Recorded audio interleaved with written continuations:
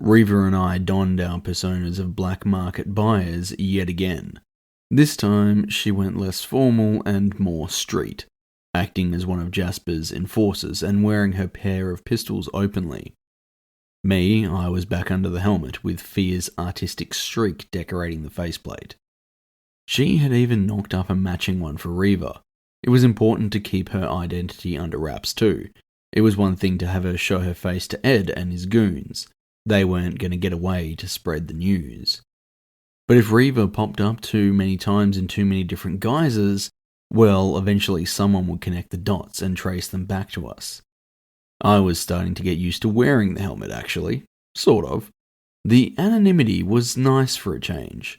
That run-in with Cyrus had shown me that my rep was starting to get around.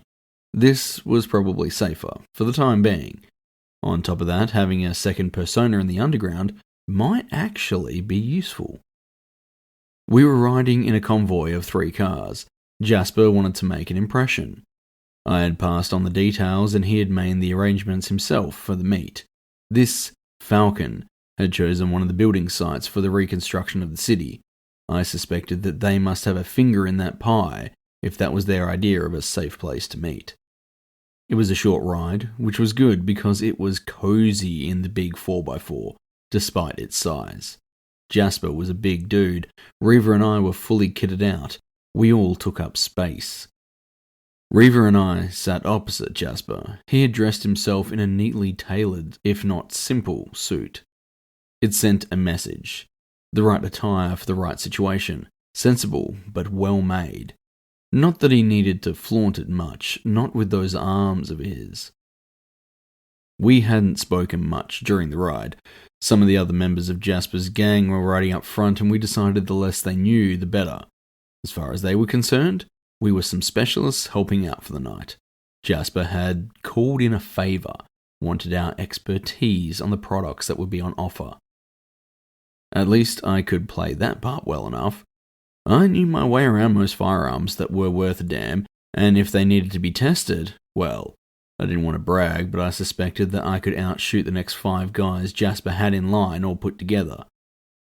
As for my side of the arrangement, I had a plan. I know, classic me. Plan A, try and get Falcon to drop some info through crafty banter. Plan 2, homing beacon to trace them back to wherever they dwelt, hack their system and find the info for myself. As for the final backup plan, follow them and kick the shit out of them until they give up what I want to know. That one was the most elegant, in my opinion.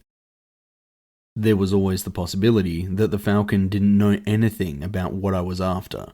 But if they were as high up the food chain as their reputation implied, I found that unlikely. The convoy pulled into the building site. I took a second glance up at the sign next to the gate that displayed the building company's logos. Sandry, huh, I thought they did shipping. Apparently they were diversifying. I looked over my shoulder to peer through the windscreen. Ahead of us, arranged in a line, was 4 black 4x4s. Honestly, what was with these idiots and black cars? The rear of each car was facing us with its back open, crates stacked on top of each other. I had to admit, I was curious as to what they might have brought along. I was trying to pick out which one was our man from the lineup gathered in front of the cars. Each one of the thugs looked like just that, muscle in a suit. None of them stood out as anything special. I know what you're thinking. You can't judge a book by its cover, but trust me, you can tell the difference between a novel and a colouring book at a glance, and I wouldn't trust any of these people I was looking at with a crayon unsupervised. As we dismounted from the cars, the back doors either side of one of the Forbies opened up and 2 more people alighted to join the party. I stopped myself from twitching for my gun as I recognised, after a fashion, that Oni mask and katana. They were not forgotten easily. The swordsman that Shy, Reva and I had battled only a couple of weeks ago was swaggering towards us. I thanked the gods, in the privacy of my own mind, that Reva and I were sporting our new helmets. He had held my attention so singularly that I'd forgotten about the other figure for a moment. After a short pause, I remembered myself and took a look at the only other person of note. An elven woman of Asiatic descent, long, straight, silver hair, the result of special cosmetic augmentations. She was dressed in a well-fitted white suit, and she was carrying a fucking cane. What the fuck was with these showboating peacocks? I had a sudden urge to put a bullet right between their eyes, just out of spite for their lack of dress sense. This was an illegal arms dealing, not a fucking fashion parade. Like Jasper, they were trying to send a message. I don't need your money, I'm here because I feel like it, and you can take my prices, whatever they are, or you can hit the road. Unfortunately, that was probably true. I glanced over at Reva as we stood flanking Jasper. She gave an almost imperceptible shake of her head, and I wasn't sure if she was telling me not to engage the Ronin or agreeing with my assessment of the broker. Not that she could actually read my thoughts anymore, but we were still often on the same wavelength. This was the second meeting that I was present at that I couldn't actually partake in the negotiations in any major way. Suddenly I realized a flaw in Plan A. This showboating bitch wouldn't want to talk to me. As necessary as the role I was playing was, it irked me that I wasn't in full control of the situation. Jasper's bodyguards formed up behind him and we advanced to stand at a respectful distance from the broker and her party. Only a few meters separated us from each other. It was a distance that only 3 of us could cover fast enough that no one would be able to see us move until it was too late. Luckily, 2 of us knew exactly the capability of all 3 of us. The other one would just have to stand there in ignorance. The elf, Falcon I assumed, spoke up first. So, you are the one that has taken over from the goblin? Jasper, who would have towered over her if he'd been standing closer, shifted his muscles and bionic limbs as he adjusted his stance. They strained under his suit. He smiled though, putting his best foot forward. I'm Jasper. It's a pleasure. You would be Falcon? I saw you fight a couple of times, you know, she said, ignoring the question. I won 50 grand, thank you. He grinned wide. I'm glad I could entertain as well as enrich. I never would have picked you for a leader, but I have been wrong before, infrequently. Jasper didn't seem sure how to take this one and simply held the smile. Well, someone has to. Indeed. So, are you gonna show me some firepower, or are we gonna stand around here swapping soliloquies all night? Falcon took a step to one side and motioned for us to approach the crates of weapons. I hope you're as good with firearms as you are with your vocabulary. Falcon's bodyguards drew back to the sides as Jasper, Reaver and I approached. His bodyguards hung back. The lids were lifted off and I stepped up to peer into the container. I immediately recognized the weapons. I reached into the box to pull out one of the rifles, pausing to look at Falcon at the last second for permission. Her eyes narrowed for a second, then she nodded and I drew out the rifle, starting to turn it over in my hands, holding it to my shoulder and sighting down the barrel. I'll admit I'm a bit more of a hands-on guy. Guns aren't really my forte, but that's what he's here for. They all waited as I inspected the weapon. Lithgow Arms, Horizon F90. Takes a 5.56 by 45mm NATO cartridge. Harder to get hold of, but worth the effort. She'll take a .223 Remington if you can't get NATO, Falcon put in casually. I grunted an agreement. Sure, it can take them. I passed the rifle to Reaver and she inspected it. I continued in my speech. Light, accurate over 700 meters, so easy to break down and clean I could do it in my sleep. Swappable from single fire to 3 burst rounds and full rock and roll. Not to mention integrated augmentation recognition, you can code and lock it to one person. I pulled another one out of the box, casting an eye over it, put it back and then picked up another. Inside, I was laughing. All these guns were military issue, boosted from the local Navy base most likely. They seriously needed to beef up the security in that place. Gray would be pissed to hear he was funding Jasper to buy his own guns for use on the streets. I made my way along the 5 weapons on display. Are you going to inspect every one? The Ronin asked in a cool tone. I didn't look at him as I turned over the third weapon, grinning behind my helmet. Always pays to check. I want to see some more of the other crates too. Why? His tone sounded peevish. Still refusing to look at him, I replaced the rifle and took back the one Reaver had been holding, slotting them back into the crate. Because, I said, turning to Falcon, I don't trust anyone, and random quality checks works as well on a construction site as they do in arms dealing. Falcon cracked a smile and nodded to one of her guards. He broke off from the group and started to unstack some of the other crates. I like a man who is discerning in his deals. She looked to Jasper. Whatever you're paying him, add 10%, or I might just poach him. She waved to another crate beside the rifles. It was stacked with pistols and an assortment of sights. I did the same checks with the pistols, quoting the relevant information to Jasper and getting an appreciative smile from the elf. By the time I was done, her lackey had set out the other crates on the ground and popped all the lids. There was 30 rifles in all. It was a solid haul, and I looked over most of them without touching them, only drawing out a couple at random. After a few minutes, I came back to Jasper and Falcon, Reaver having shadowed me. I just have one question. Falcon nodded. Did you know that half these rifles are knockoffs? You could have felt the temperature drop instantly. The smile Falcon had been entertaining this whole time slid from her face, and I could see a spark of anger in her eyes. She held her calm admirably, though she uttered the next words with ice behind them. What do you mean, knockoffs? Every thug there shifted the smallest fraction on both sides. The only people who had stayed in a relaxed posture was Reaver, myself, and the Ronin. The Ronin wasn't tense because he was a professional. Reaver wasn't tense because I wasn't, and I wasn't tense because of the way Falcon had just worded her question. She hadn't denied it, as someone who was trying to flog us fakes would do.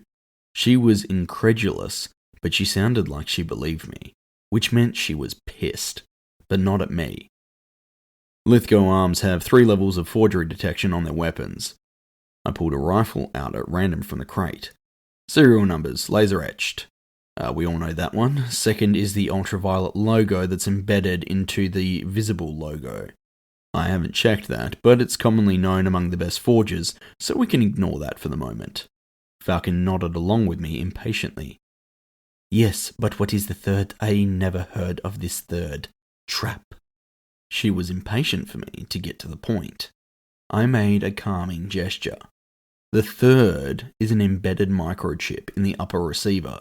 They put it there so you can't remove it without damaging the weapon. If you play the right ultra-high frequency of sound at the gun, it resonates and returns the pitch. Falcon looked torn between amusement and bafflement. That's nonsense. I held out the rifle to her. Any of your crew got an augment capable of emitting an ultra-high frequency sound? For me, I'd used the tech in the helmet. I wasn't about to take it off to let them test my theory. She didn't take the weapon, but pointed at the Ronin. I passed it to him. Try 350 megahertz. We stood for a moment as he moved up the sound spectrum until he hit the resonance point. I knew when he had gotten there, he looked up at me slowly, then turned to nod at Falcon. He's right, was all he said in a calm tone. Check the others, she spat, not containing her anger now as it seemed I was about to ruin a very good deal for her. He took the same path I had, moving over all the rifles before returning to her side. He's right. Half of them do not resonate at any frequency. If that is... She held up a hand, silencing him. Our friend here is not lying. She turned from us, swearing in a string of curses in Asiatic Elvish. I didn't speak the language, but it was lengthy and venomous enough to make an impact even without comprehension. Catching herself mid-tirade, she cut off. She looked up, meeting Jasper's eyes. He had stayed stoically silent through the whole exchange. I can only apologize for this most embarrassing mishap. I hope it will not sour your reputation of me. Jasper shrugged as if it genuinely didn't bother him. It sounds like you're the one who got screwed here, and as long as it wasn't me, that's all I care about. Rest assured it will not happen again. I do not sell subpar products. The safety of my clients is paramount. If a weapon was to be faulty and injure a buyer, well, it's worse for business than finding out you've been duped. I'm still happy to purchase the authentic items, Jasper said amicably, if you're still up for it. She held out her slender and well-manicured hand. Jasper clamped it in his huge metallic augmented grip. And at a discount, to keep this whole thing between us, he said, holding her gaze. Her eye twitched, but she agreed nonetheless. Reva approached my side and leant in close. That was impressive. How did you know about the chip? I once paid a Lithgow employee a lot of money for that little tidbit, I replied casually. That wasn't strictly true. I'd actually been sleeping with one of the engineers a few years back, and she had let it slip during a session of pillow talk. But I'd be damned if I was going to tell Reva that irrelevant detail. We looked on as Jasper concluded the deal and his boys loaded the goods into our vehicles. It was all done with efficiency, and all I had to do was confirm the genuine articles before packing. I didn't bother trying to small talk with Falcon. I knew it would get me absolutely nowhere now. Eventually, Reva and I climbed into Jasper's ride and settled back into the soft black leather seats. Jasper opened a fridge built into the side of the seat and drew out some beers, offering one to Reva and I. We both declined and kept the talk professional during our return journey to his warehouse, where we had met up and parked our rides. We thanked Jasper for his help and I transferred him the funds to balance out the difference for his purchase. Thankfully, less than half of what I'd expected. He was as happy as a kid at Christmas as we got onto the bikes and took off into the night, at long last free to speak openly. Good news, I said to Reva over the comm. She was riding beside me and we were heading back into the city, back to the apartment.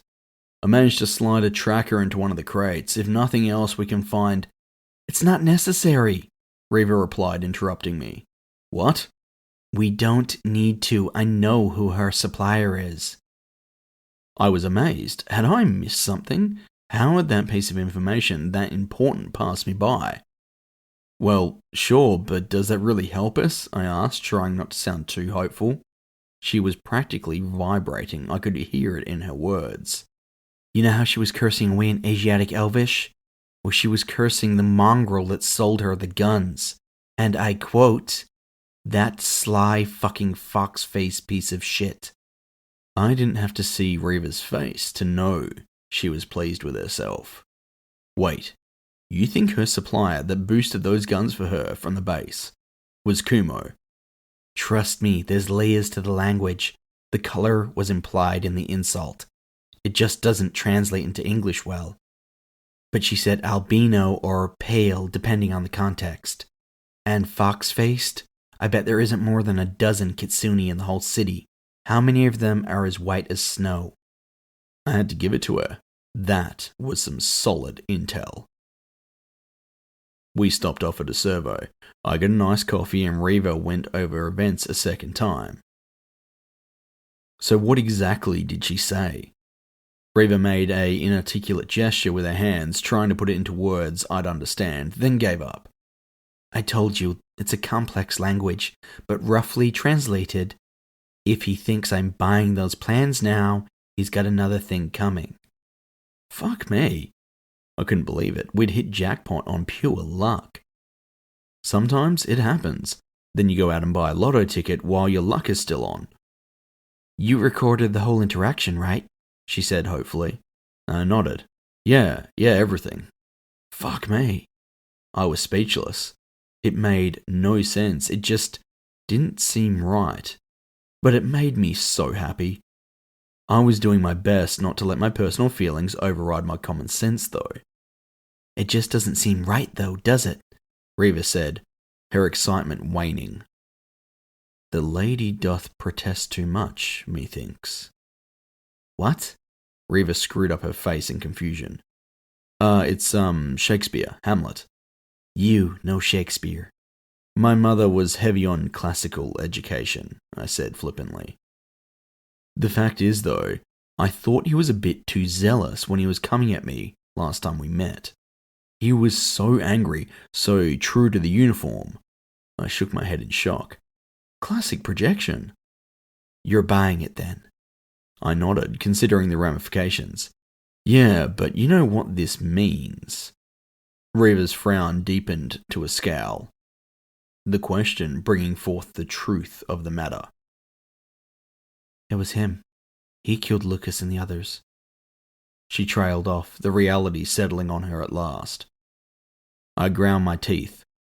Ordered it. Probably oversaw it, but he's not the type to pull the trigger. If I know his type at all. Reva shook her head, clearing her thoughts. But how?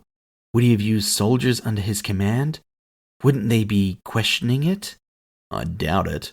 I never did. An order's an order. They might give you some of the story, but you accept the mission, whether you know the reason or not. My tone dropped. We were trained to kill, not to think. Should we call Gray? That was the million-dollar question. Do we inform the captain? Would he believe us? I looked at the situation objectively. We were drawing a bunch of conclusions. Well-founded as they were, would it be enough to get him nailed to the wall? Gray said he had friends in high places. Did that mean he was protected? Would it be enough for treason? My palms hurt and I looked down to see that I'd been clenching my fists. I'll put it to Gray, see if he can take him out through the official channels. Then it's his problem. And what about Lucas? Reva said, her anger flaring all of a sudden. He will get justice, but this isn't our call to make. He was my brother. He might have been an arrogant piece of shit, but he was family. A family you abandoned. The words escaped my mouth before I could hold them back. She recoiled from me like I just slapped her. Really?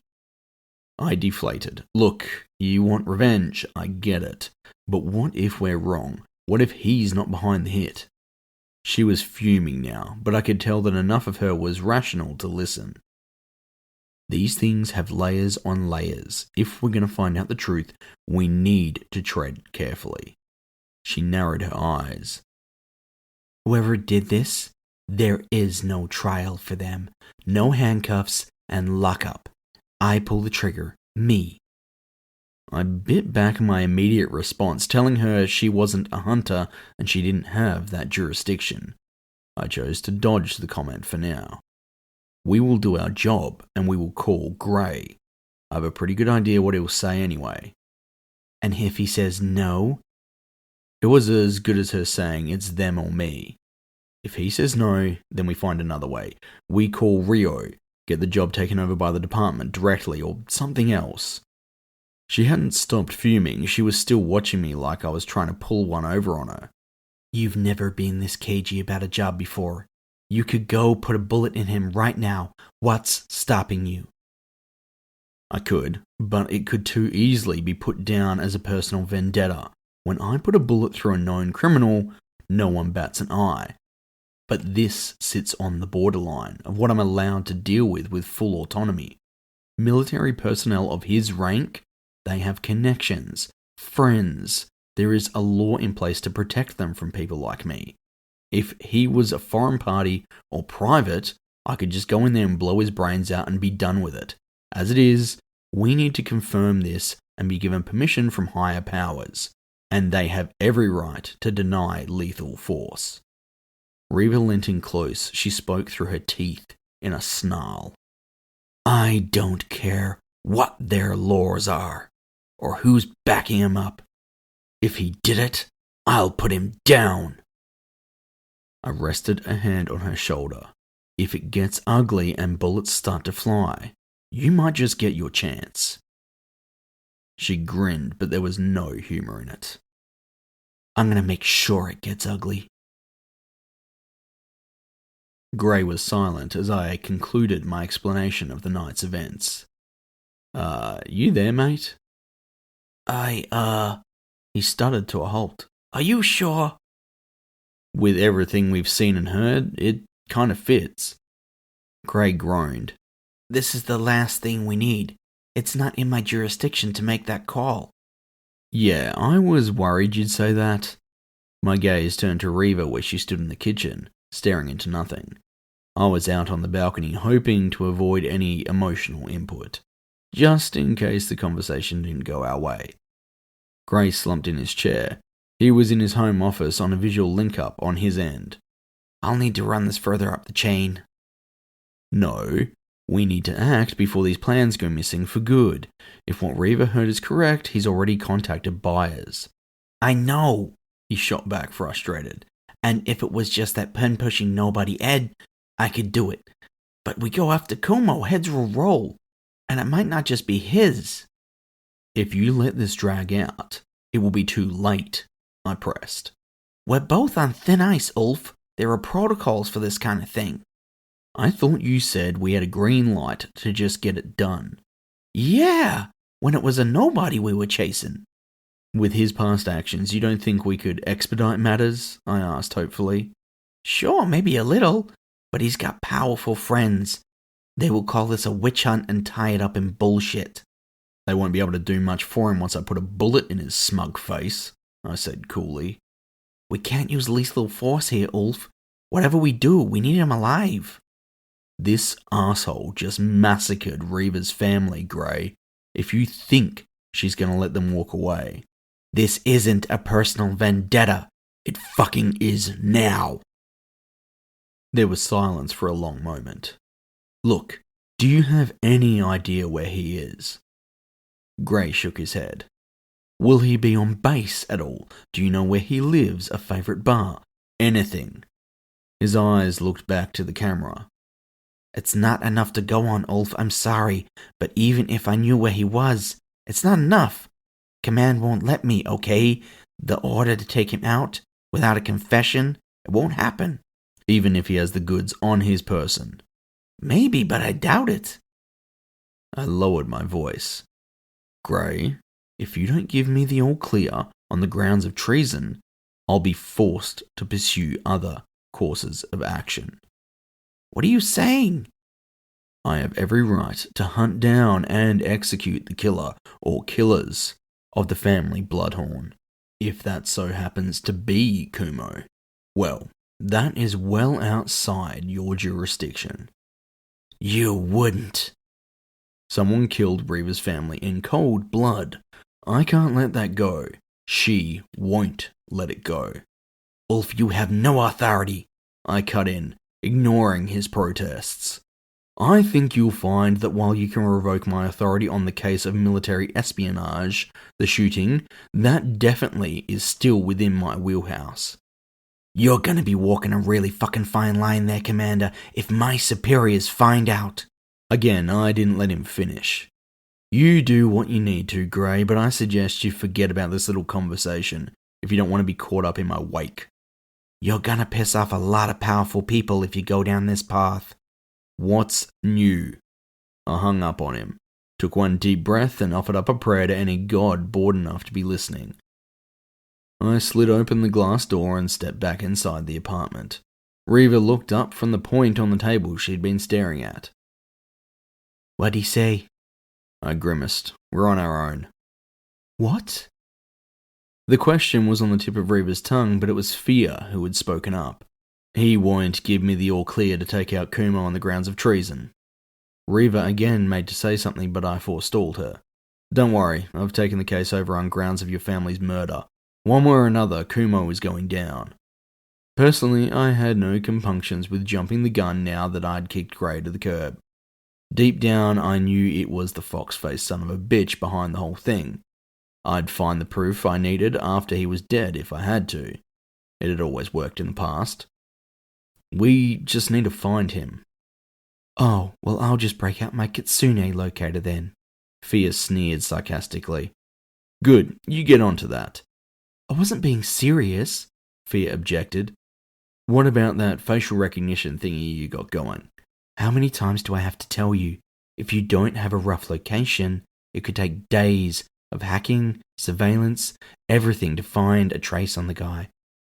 I don't just have access to the whole city's cameras. I need a rough idea of where to start. A suburb, a street, a regular location. I shrugged. Start from the base then. He must have been there in the last day or two. Fia pulled up her headphones and turned on her screen array, muttering, Sure, hack the base cameras, easy peasy. What are we gonna do in the meantime? Reva asked. I ran a hand through my hair, thinking, there's every chance that he's gonna have some serious backup, not just private security thugs. We're talking those same soldiers from the slum. I know, and I'm ready for them. I shook my head. I don't think you are. These guys, they're not professional killers like Cyrus, and they're not a private army like Sierra had. These guys are career soldiers. They'll be a long-serving team, probably specialists in wet work. I looked her squarely in the eye. It'll be a team of people like me. Reva seemed to deflate. You don't think we have a chance? I shrugged. I don't know, but we only made it through that murder tower of Sierra's because I had the book. I don't have my powers this time round. We don't have any backup.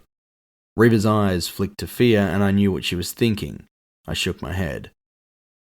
We both knew that we had employed Fia's help too often lately.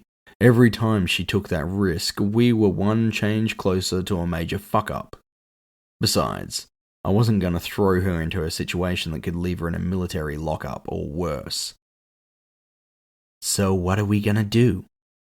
I forced a smile. There is one thing we could do, but it's kinda stupid, and I don't know how it's gonna turn out. She narrowed her eyes. How stupid?